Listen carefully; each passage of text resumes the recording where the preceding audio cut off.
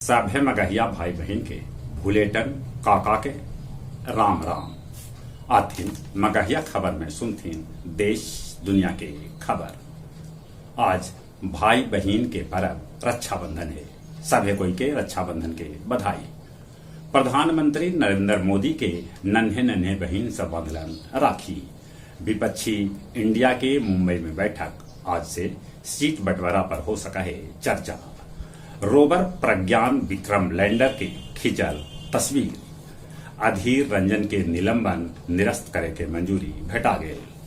55,000 घूसले स्वास्थ्य कर्मी के एगो लिपिक संतोष कुमार के निगरानी गिरफ्तार कैल। वैशाली के दौलतपुर चांदी गांव में निशा में धूत एगो आदमी अपन घरे वाली के साथे दूगो बेटी के गड़ासा से काट के जान मार दिलक। रोहतास के शिवनगर में खाड़ कंटेनर में घुस गए स्कॉर्पियो।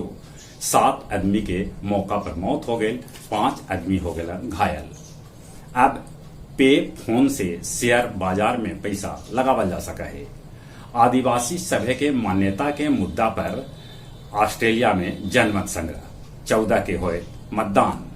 रूस पर अब तक के सबला बढ़कर ड्रोन हमला, एयरपोर्ट पर लगल आग। अफ्रीकी देश बैगबॉन में तख्ता पलट। राष्ट्रपति अली बेंगो ओडिम्बा नजरबंद।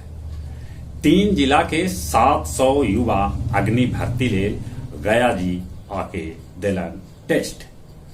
10.5 लाख के लागत से बना बैजू धाम में विवाह मंडप। बीटीएमसी भवन के उद्घाटन जल्दी मुख्यमंत्री करतन। महिला पर अभद्र टिप्पणी के लेके कोर्ट के आदेश पर सहकारिता मंत्री सुरेंद्र प्रसाद यादव पर मुकदमा दर्ज कल गए। प्रताप फ्यूल स्टेशन लखनपुर के मैनेजर के गोली मार के कैश काउंटर से लुटेरा समेत 10,000 रुपया लूट लेलन। अब कुछ खेल के समाचार।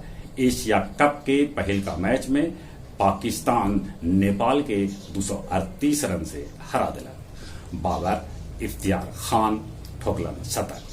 इंग्लैंड के महिला क्रिकेटर के भेटाए अब पुरुष क्रिकेटर लेखा पैसा।